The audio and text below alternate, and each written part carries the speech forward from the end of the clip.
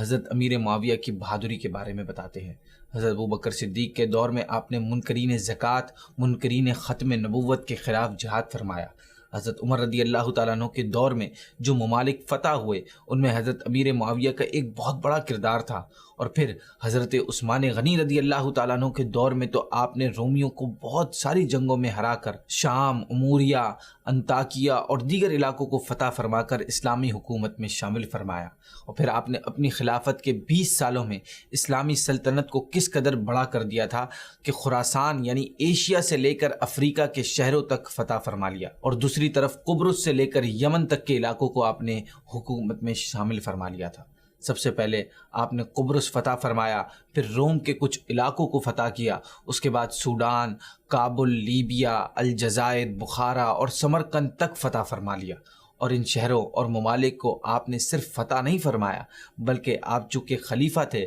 اس لیے اس کی مکمل مینجمنٹ بھی آپ ہی چلاتے تھے، اور ان تمام علاقوں کی مینجمنٹ ایسی تھی کہ جس کی مثال دوسرے علاقوں میں نہیں ملتی، یعنی جہاں آپ کی حکومت ہوتی وہاں بغاوتیں نہیں ہوتی تھیں اور عوام بھی بہت خوش رہتی تھی۔